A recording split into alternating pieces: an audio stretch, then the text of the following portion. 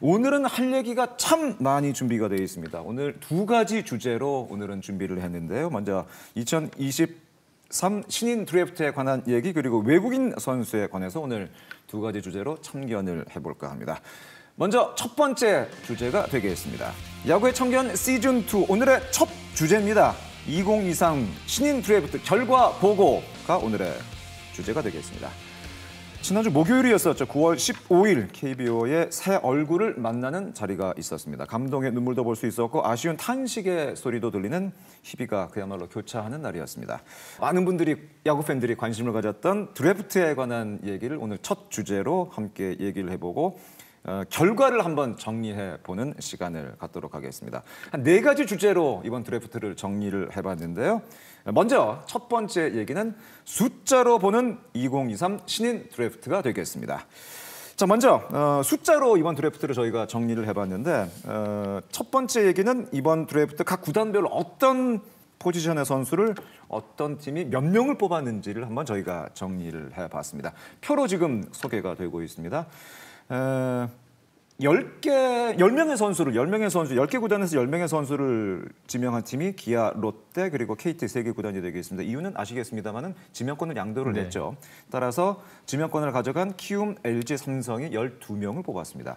지금 표를 보시면은 딱 특징적인 부분이 역시 투수가 가장 많죠. 그렇습니다. 예, 각 팀들마다 일단은 첫 번째는 투수인 것 같습니다. 예. 간단하게 투수를 많이 지명하는 이유를 이제 설명을 해드리자면 네네네. 저는 딱 3가지라고 생각을 하거든요. 네네. 그러니까 첫 번째가 육성의 어떤 첫 번째 목표는 투수라는 거. 육성의 첫 번째 목표는 투수다. 그렇습니다. 그리고 두 번째로는 투수를 가지고 야수를 트레이드하기는 굉장히 쉽다는 거죠. 하지만 또 야수를 가지고 투수를 트레이드해오기는 굉장히 어렵다는 거. 네. 트레이드 맞상대로 그렇죠. 타자의 상대로 투수를 데려오기는 쉽지는 않다. 투수를 가지고는 좋은 야수를 어떻게든 선택해서 트레이드를 할 수가 있다는 거죠. 그렇잖아요. 그러네요. 지금까지 트레이드 사항들을 돌이켜 보면. 그렇죠. 그리고 세 번째로는 FA 영입에서도 좋은 투수는 FA로 사오기가 쉽지 않다는 거. 쉽지 않죠. 자기 팀에 맞아요. 다 묶이잖아요. 맞아요. 빨리 묶든지 아니면 돈을 써서라도 1선발급의 어떤 선발들은 절대 FA를 풀어주지 않는다는 거. 투수는. 그다음에 두 번째로 얘기하면은 야수는 또 FA를 영입하기가 투수에 비해서 상대적으로 훨씬 쉽다라는 거죠. 훨씬 쉽다. 이 세 가지 때문에 KBO 리그도 마찬가지고 일본 리그도 마찬가지고 미국 리그도 마찬가지고 투수를 가장 많이 뽑는 이유라고 저는 얘기할 수 있을 것 같아요. 그렇군요. 일단 투수는 각 구단에서 가장 첫 번째 귀중한 재산이 될 수가 있겠군요. 그렇습니다.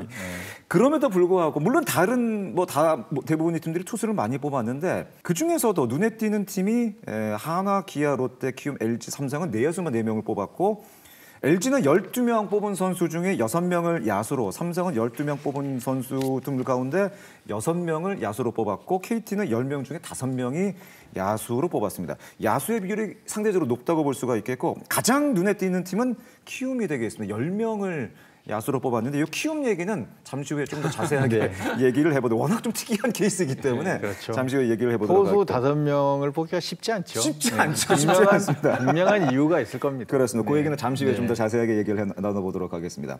그러니까 내야수로 뽑고 투수로 뽑고 외야로 뽑았지만은 프로에 들어가서는 또 어떻게 될지 모르죠. 거죠. 예. 그런 사례들이 워낙 많이 있고 성공 사례도 많이 있기 때문에 대표적인 게 최은성 선수도 그렇기 때문에 지금 현재 포지션은 사실 큰 의미는 없습니다만은 어쨌든 그 투수 비율, 내야 비율, 외야 비율을 보면은 각 구단의 어떤 전략이라든가 앞으로 어떤 부분에 좀 중점을 두는가 이런 걸 좀 알 수 있는 부분이 아니었나 생각이 됐습니다.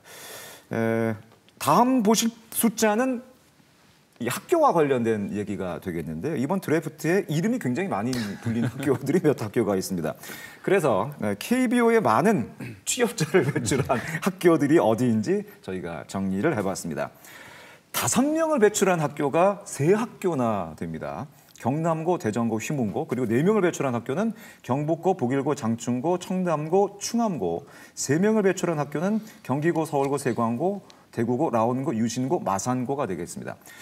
언뜻 보시기에도 경남 쪽, 경상도 팜, 그리고 수도권 팜이 확실히 좀 많이 있네요. 특히 뭐 경남고는 전통의 그 강호답게 5명이나 배출을 했고 엄청 나왔습니다. 네, 예. 대구고를 비롯해서 3명 배출한 학교가 많아서 경상권이 좀 이번에 강세였고요.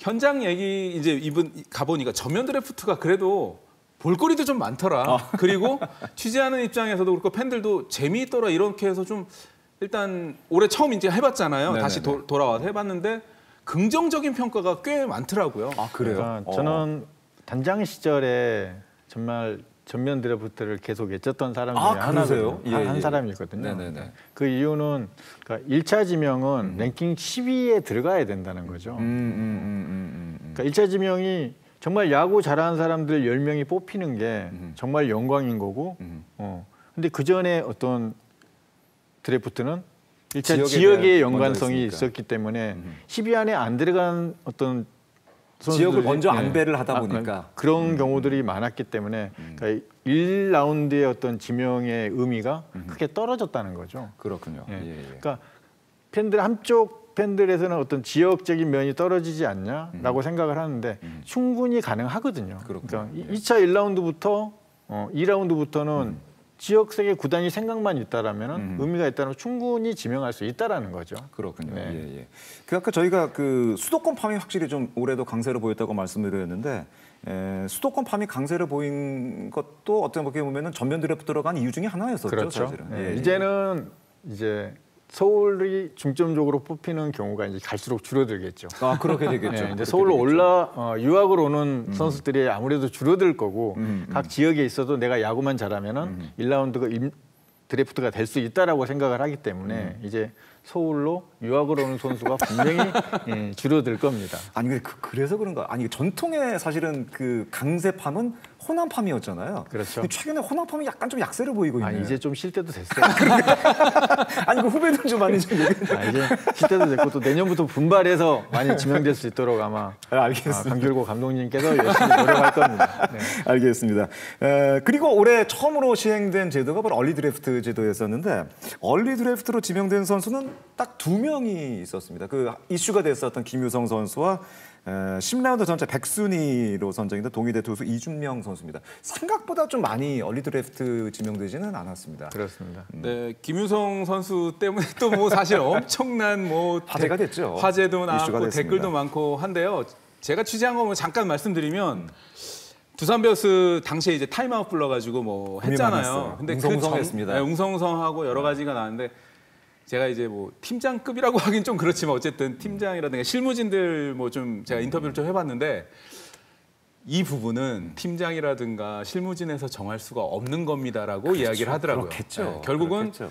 김태룡 단장님이 뽑으신 거거든요. 근데 이제 김태룡 단장님이 그날 제가 인터뷰 중에 가장 인상 깊었던 게 다른 단장님들 다 있는 데서 저는 이 업무를 38년이나 했다라고 이제 얘기를 하시더라고요. 그렇죠. 그래서 제가 뭐 김유성을 뽑아서 뭐 잘했다 못했다 제가 이제 그걸 말씀드리려는 게 아니라 김태룡 단장님이 아마 40년 가까이 이 업무를 해오시면서 뽑으신 이유도 있지 않을까. 그래서 저도 학폭을 되게 안 좋게 보고 있지만 두산 베어스의 입장도 한 번쯤은 뭐 생각을 해볼 수 있는 계기가 됐고요. 그리고 추후에 김태룡 단장님이 김유성 측과 만나서 클리어하게 좀 해결을 하도록 하겠다라는 인터뷰 워딩이 있으셨기 때문에 아무래도 이제 두산이 추후에 어떤 조치를 할지도 좀 지켜봐야 될 것 같고요. 김유성 선수하고 두산 베어스가 나중에 입단 기자회견이나 뭘 하게 되면 팬들 앞에 그 부분을 한번 명쾌하게 그렇죠. 뭐 사죄를 하고 또는 뭐 클리어하게 하는 그런 시간을 가졌으면 좋겠고. 알겠습니다. 예, 예. 어쨌든 가장 화제가 됐던 부분은 김유성 선수가 두산을 뽑았고 두산에서 선정을 했고 사실은 그 이후에 김태룡 단장의 인터뷰도 굉장히 사실 화제가 많이 됐었습니다. 자 이렇게 해서 숫자로 본 이번 드래프트를 한번 정리를 해봤고요. 다음은 가장 관심을 모았던 1, 2, 3순위 지명권을 갖고 있던 팀들에 대해서 결과에 대해서 얘기를 해보도록 하겠습니다. 한화, 기아, 롯데 예상대로 의외의 선택. 한화, 기아 1, 2순위 지명권을 갖고 있는 두 팀은 사실은 뭐 예상대로 픽이 됐습니다. 김서현, 윤영철 뭐 거부할 수가 없죠, 사실. 그렇죠. 예, 예. 지금 그 올림픽에서 월드컵에서 던지는 모습 보니까 두 선수 잘 던지긴 잘 던지대요. 특히 이제 101마일, 102마일이면요.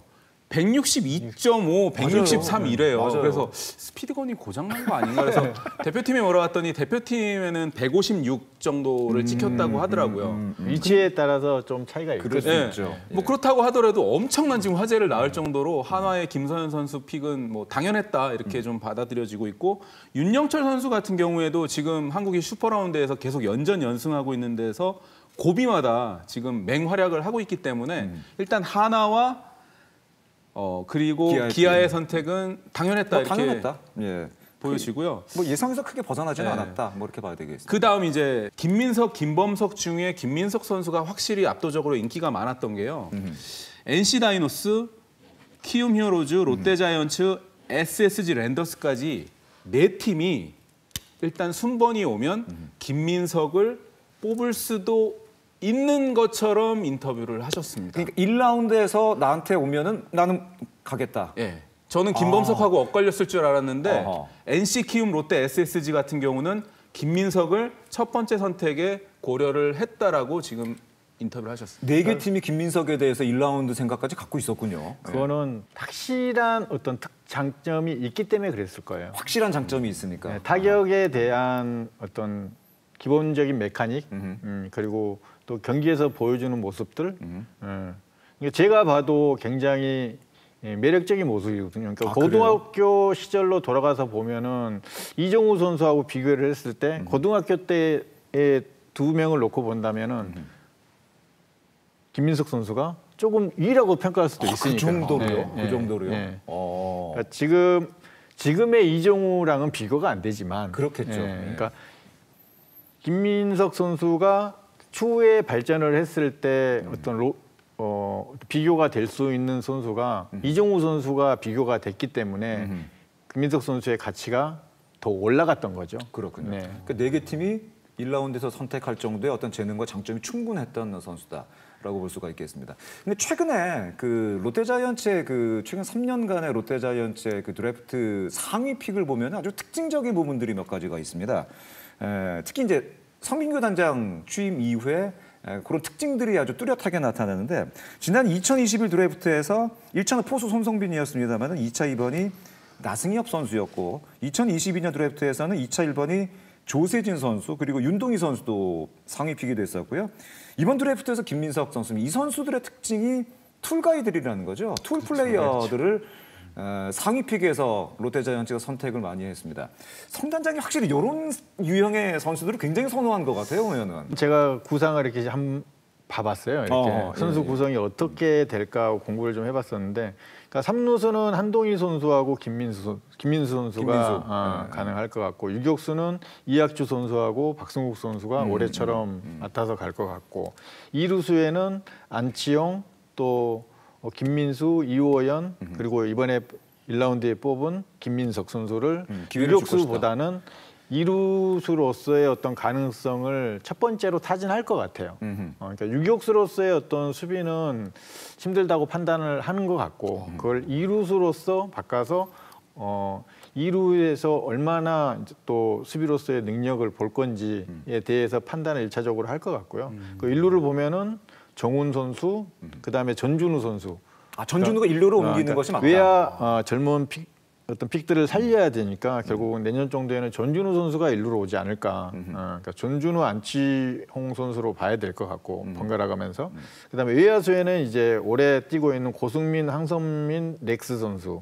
여기에 이제 뭐 신용주 선수, 그다음에 김민석 선수가 또 2루수로서 테스트를 해서 성공하지 못한다면은 외야 쪽으로 또 합류하지 않을까. 그다음에 거기에 추재현 선수. 이 정도 구성으로 내년 야수진이 아마 롯데는 돌아가지 않을까라는 생각을 가지고 있습니다. 확실히 어떤 거포형보다는 다득점을 노리는 거포형보다는 역시 발 빠르고 운동 능력 좋고 이런 선수로 구성이 많이 되어 있는 그렇습니다. 네, 감독님 지금 이렇게 분석해 주신 그 명단을 제가 보니까 성단장의 야구에서 손아섭 선수를 왜 타팀에 보냈는지가 저는 어느 정도 이해는 가네요. 그러니까 지금 이 선수들 멤버를 내야 외야 좀 보니까요.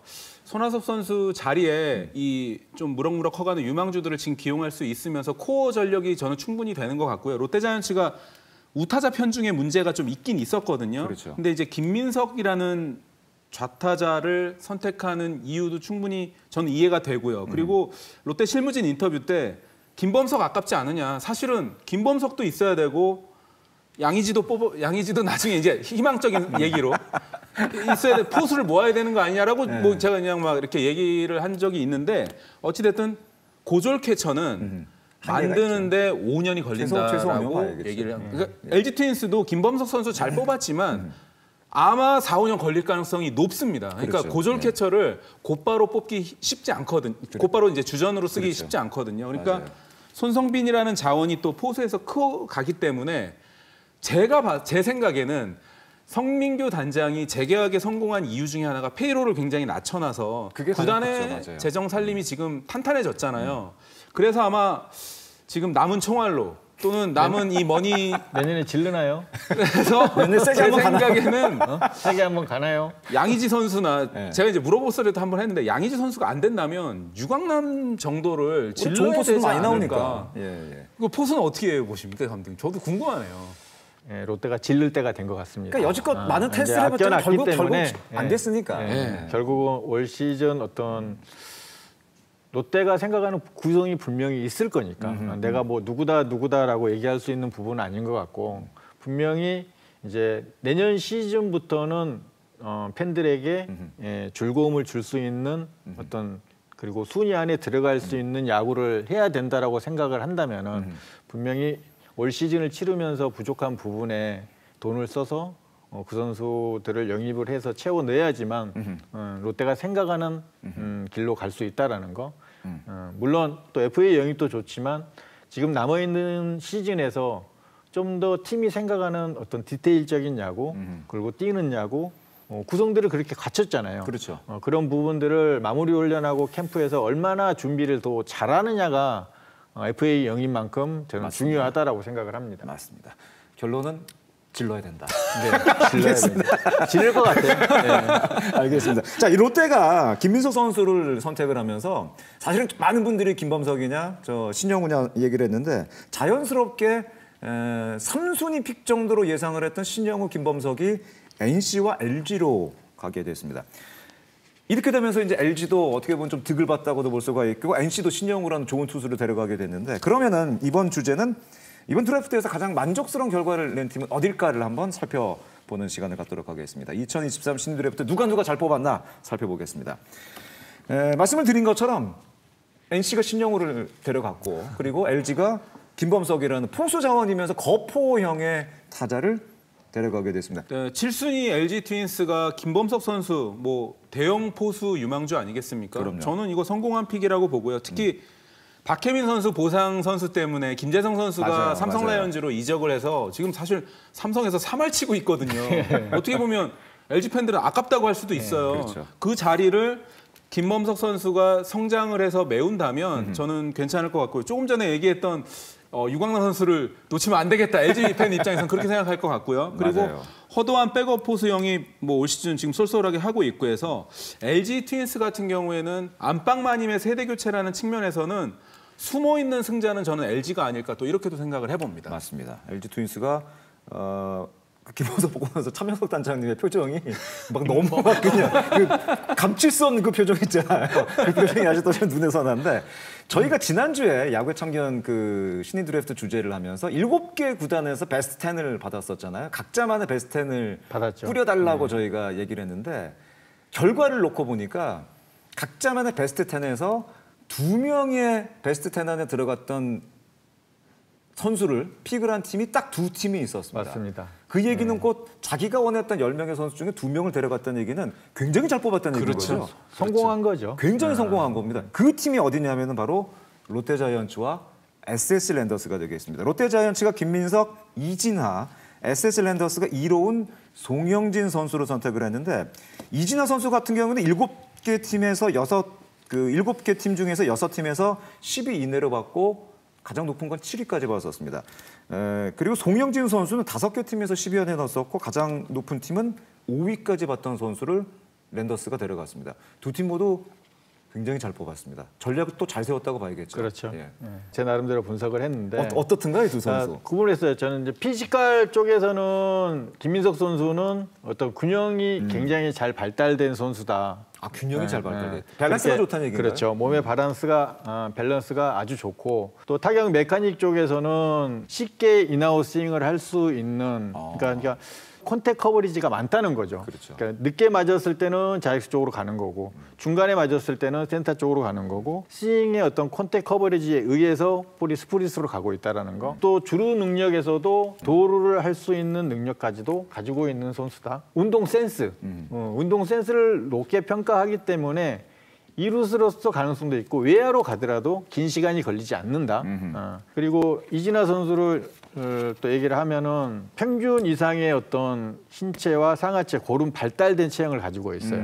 일단 신체 사이즈가 190이기 때문에 키 자체가 큰 상태에서 리리스 포인트도 굉장히 좋은 위치에 있고, 그러니까 높은 타점에서 어떤 찍히는 홈플레이트의 근처에서 어떤 무브먼트도 굉장히 좋은 편이고. 구속보다는 볼 끝에 힘이 굉장히 우수하다. 그리고 RPM이 한 2,400 정도 나오고 있으니까 꽤 많이 나오네요, 2,400이면. 2,380대에서 왔다 갔다 하는 것 같아요. 그러니까 RPM도 굉장히 좋게 나오는 편이고 스플리터의 낙폭이 굉장히 좋다. 떨어지는. 이로운 선수는 본인이 갖고 있는 유연성을 가지고 간결한 어떤 팔스윙과 릴리스 포인트도 평균 어떤 높은 릴리스 포인트를 가지고 있고 그리고 키킹 동작에서도 자기가 이렇게 한번 이렇게 힘을 모아서 던지는 동작이 저는 굉장히 좋게 평가를 했고요.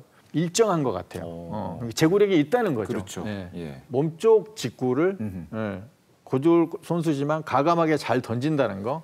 슬라이드의 구종 가치가 굉장히 높다는 거. 송영진 선수는 평균적으로 신장이 상하체가 고르게 발달된 체형인 것 같아요.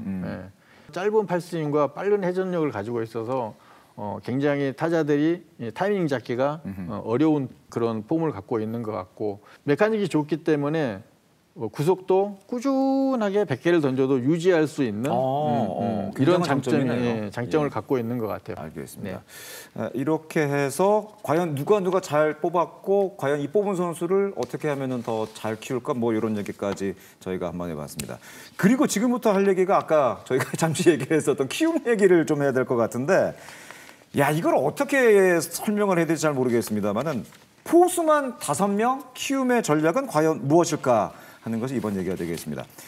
12명 중에서 5명을 포수로만 뽑아서 이게 화제가 됐고 이 정도면 약간 이례적인 것이라고 볼 수가 있겠는데 지금 그 히어로즈의 그 포수 상황을 보니까 이지영 물론 좀 있으면 이제 FA가 끝나고 나이가 있기 때문에 뭐 그렇게 선수 생활이 뭐 길지는 않을 거라고 볼 수 있습니다만 주효상 선수가 돌아오고 김시향의 김지현 선수가 있는 상태에서 5명의 신인 포수라 이걸 어떻게 해석을 해야 될까요? 그러니까 포수를 5명을 지명을 했잖아요. 포수로 보시면 안 되실 것 같아요. 포수로 봐서는 안 된다. 그렇죠. 그 선수들은. 그러니까 키움이 육성에 있어서 어떤 새로운 또 시도를 시작하는 것 같아요. 아 그래요. 그러니까 선수를 보는 시각이 어떤 특장점을 보는데 거기서 한 단계를 더 뚫어본다고 저는 생각을 하거든요. 아 그래요. 그러니까 이 선수들이 그러니까 똑같은 시각의 스카우트 눈에서 포수는 포수로 보는 게 아니라 지금 키움의 스카우트나 공혁 단장은 포수로 보는 게 아니라 현재의 모습을 보는 게 아니라 미래의 이 선수가 지금은 포수지만 미래의 이 선수를 어떻게 바꾸면 어떻게 성장을 할까를 한 단계 더 높게 보고 지금 스카우트를 저는 한다고 생각하거든요. 그렇군요. 그러니까 다른 스카우트보다는 또 다른 눈을 가지고 다른 시각에서 보는 거죠. 저는 이런 게 굉장히 키움 스카우트를 높게 평가하는 것 중에 하나거든요. 그렇군요. 왜 똑같은 시각에서 보지 않잖아요. 그러니까 옛날 저 같은 경우도 최은성 선수를 포수였지만 맞아요. 내야수나 외야수로 봤고 또 하재훈 선수를 저희는 지명할 때도 외야수 하재훈이었지만 외야수의 하재훈이었으면 저희는 지명을 안 했을 거예요. 그러니까 투수의 하재훈을 봤기 때문에 투수 하재훈이라고 분명히 호명을 했고 그런 것들처럼 지금 키움 스카우트들도 그냥 현재의 모습이 아니라 이 선수를 우리가 데리고 와서 어떤 옷을 입으면은 훨씬 프로에서 더 포장이 잘 되고 또 훌륭한 선수로 개인에게는 팀에게는 도움이 되는 선수로 성장을 할 수 있을까를 생각을 했던 것 같아요. 그러니까 김건희 선수 같은 경우에는 투수 얘기도 나오고 있잖아요. 지금 이도류를 한다는 이런 예, 얘기까지 나오고 그 있는데. 맞습니다. 고영욱 단장 인터뷰를 제가 좀 했는데요. 네. 김건희 선수는 키움에서 스피드건으로 151이 찍혔다고 합니다. 야, 그래서 아마 투수하고 포수를 고영욱 단장은 일단 같이 시켜보겠다. 그렇게 얘기를 했는데 두산하고 LG 스카우터 얘기로는 키움 투수로 뽑았을 것이다. 이제 저한테는 그렇게 인터뷰를 하셨고요. 단순히 포수가 아니다. 네. 그리고 또 이제 타팀 두 팀에서 이제 안겸 선수 포수로 사실 뽑았거든요. 그런데 두산 스카우터 얘기로는 안겸 선수가 외야에서 굉장히 뛰어난 능력을 고등학교 내내 발휘했기 때문에 그래요? 아마 히어로즈가 외야로 전형시키지 않겠냐라고까지 이제 저한테 인터뷰를 하셨고요. 변한성 선수 같은 경우에도 이제 3루수를 굉장히 잘 봤는데 일단 포지션이 포수로 뽑혔으니까 아마 고영욱 단장은 포수하고 3루수 같이 시켜보겠다라고 했는데 타팀에서는 내야수로 뽑았을 것이다라고 인터뷰를 공식적으로 그러니까 하셨습니다. 지금 뽑힌 당시에 포지션이 포수인 거지 이 선수를 포수로 봐서는 안 되겠군요. 그러니까 이런 도전이 저는 굉장히 좋게 생각을 해요. 다른 팀도 그렇게 생각하면 실행을 시키는 게 굉장히 중요하잖아요. 그렇죠, 근데 하지만 키움은 지금 그런 것들을 실행해보고 도전해보고 있다라는 게 저는 굉장히 그런 부분들을 좋게 생각하고 높게 평가를 합니다. 그러니까 그거로 이해하시면 될 거예요. 저희가 뭐 대학교 경제학과 졸업했다 해가지고 꼭 경제 뭐 그렇죠. 공부한 거 아니잖아요. 복수 전공 다 하고 뒤에서 수업 다 기자신데 듣잖아요. 저 전공 뭐 하셨어요? 저 정치외교학과 나와가지고 정치외교학과도 스포츠 왜 기자 야구 기자 하고 있는지 모르겠어요. 똑같은 얘기라고 보시면 될 것 같습니다. 그러니까 아까 제가 LG 트윈스 이준서 선수도 네. 투수하고 외야수 어느 팀은 투수로 뽑았을 것이다, 어느 팀은 외야수로 뽑았을 것이다, 막 이렇게 맞아요. 엇갈리는 이유가 저희가 기자들도 제목 잘 뽑으셔야 돼요. 편집부 계신 분들. 키움 히어로즈 왜 포수 5명 뽑았나 이렇게 뽑으시면 안 되고요. 그게 아니군요. 네. 이게 그게 아니군요. 진짜 포수는 그거는 2단계만 1단계만 보시는 거죠. 네, 진짜 포수는 2명이고요. 깊이를 봐야 되는데 깊이를 안 보고 기사를 쓰시면 그렇게 된다는 거죠. 기사 잘 쓰겠습니다. 알겠습니다. 그러니까 포수 5명의 키움의 포수 5명이 아니라 키움은 포수였던 선수를 5명의 자원을 뽑았다고 보는 게 그러니까 맞는 거군요. 그 선수를 뽑아서 그 다른 장점들을 정말 현대인들과 어떻게 협의해서 잘 키워가느냐도 굉장히 중요할 것 같습니다. 예. 그 키워가야 된다는 얘기를 하셨고 저희가 계속 오늘 그 드래프트에 관한 얘기를 하면서 이 선수를 과연 어떻게 키울 것이냐, 어떻게 팀 구성원과 조화를 이룰 것이냐 그런 얘기를 했는데 어떻게 보면 가장 중요한 거는 이제 잘 뽑았으니까 어떻게 키우느냐가 아닐까 생각이 되는데 많은 분들이 처음부터 기회를 줘야 된다. 혹은 충분히 퓨처스에서 경험치를 쌓은 다음에 올려야 된다. 뭐 이런 얘기를 하는데 육성에 대한 방법, 뭐 정답은 없겠지만 염영께서 생각하는 이 선수를 이제 어떻게 키워나가야 될까요? 첫 번째는 선수들에게 어떤 동기부여를 주느냐죠. 동기부여. 네, 동기부여가 첫 번째가 되는 기술을 가르치기 전에 선수들이 내가 야구를 왜 하는가. 아직 19살이기 때문에 어떤 그런 야구에 대한 생각, 직업관이 사실은 완전히 성립되기 프로 전이죠. 사실은. 정신이 없다라는 거죠. 네. 내가 왜 야구를 하는지 또 성공하고 싶다는 마음, 그런 목표 의식들을 기술을 가르치기 전에 만들어야 된다는 거죠. 좋아하게 만든 다음에 그다음에 이제 기술적으로 들어가야 되는 거죠. 맞습니다. 그러니까 두 번째로 말씀드릴 거는 어떤 뚜렷하고 구체적인 계획들을 짰던 것들을 행동과 실천으로 그다음에 지속성, 꾸준한 지속성이 있어야 된다는 거죠. 결국 이 부분을 다 얘기하는 거는 이건 시스템입니다. 그렇죠. 이런 시스템이 완성이 돼 있어야 되고 세 번째로 마지막으로는 그 시스템을 통해서 자 포수를 다른 선수로 뽑은 거잖아요. 맞아요. 쉽게 얘기하면. 키움 같은 경우는 그런 거죠. 그럼 이 선수에게 자기만의 야구를 어떻게 만들어주고 어떤 특별함을 만들어줄까? 이런 부분을 육성 과정에서 확실하게 선수한테 입혀줘야 된다는 맞아요. 거죠. 그러니까 이런 것들이 정말 계획이 뚜렷하지 않고 막연히는 절대 키워질 수가 없다는 거죠. 그냥 선수가 크는 거거든요. 그러니까 5년, 6년에 걸쳐서 선수가 키워지는 것들은 선수가 큰 거예요. 결국은 어떤 프런트와 코치와 감독이 이 선수를 키워낸다라고 생각을 했을 때는 최소 3년, 4년에는 키워내야 된다는 거죠. 그리고 그 과정이 뚜렷하게 다 정리가 돼 있고 메모가 돼 있어야 된다는 거죠. 케이스 바이 케이스로. 그래야지만이 이 팀이 계속해서 육성을 해낼 수 있는 능력이 생기는 거고 그 시스템이 완성화 돼가는 거거든요. 알겠습니다. 예. 그런 부분이 가장 중요할 것 같습니다. 참 이번 드래프트 재미있는 부분도 많았었고 여러 가지 이슈도 많았었던 이 드래프트였습니다. 그래서 그 이슈들을 위주로 저희가 드래프트를 정리를 해봤고요. 마지막으로 저희가 이번 드래프트를 하면서 꼭 하고 싶었던 거는 바로 지금 이 순간이 되겠는데 저희가 항상 상위픽 선수들만 얘기하잖아요. 마지막으로 최하위 11라운드에 뽑힌 선수들의 이름을 제가 부르면서 이번 순서는 이제 마무리를 할까 하는데 이 선수들이 마지막에 뽑혔다고 야구 마지막으로 하라는 보장 없습니다. 야구는 모릅니다. 모르는 거예요. 예. 어디서 어떻게 터질지 맞아요. 모릅니다. 제가 저번 주에 문성주 선수 맞습니다. 맞습니다. 97년생 97순입니다. 맞습니다. 자, 11라운드 뽑힌 선수들입니다. 한화 이글스의 내야수 김혜준, 기아 타이거스 내야수 고윤호, 롯데자이언츠 내야수 배인혁, NC 다이노스 투수 김주환, SS 랜더스 투수 김준혁, 키움 히어로즈 내야수 서유신, LG 트윈스 내야수 강민균, 삼성 라이온스 포수 박진우, 두산 베어스 투수 남률, 그리고 가장 마지막에 뽑힌 선수가 KT 위즈의 투수 강건 선수입니다. 투구와 타격에도 자신만의 리듬이 있듯이 인생도 마찬가지 아니겠습니까? 가장 마지막에 이름이 불렸지만 가장 높은 곳에서 이름이 들릴 수 있기를 기대를 해보도록 하겠습니다. 2023 드래프트에서 92명의 고교 졸업 예정자와 대학생 18명이 뽑혔습니다. 오랜 꿈을 이룬 선수들에게 다시 한 번 더 축하를 드리겠고요. 그리고 이날 자신의 이름이 불리지 않은 선수들도 혹시 좌절하지 마시기 바라겠습니다. 자신만의 속도로 나가다 보면 그라운드에 서게 될 날이 언젠가는 반드시 올 것이라고 저희가 응원을 하겠습니다. 자, 이렇게 해서 야구에 참견 오늘 첫 번째 주제였던 2023 드래프트 정리까지 먼저 해봤습니다. 계속해서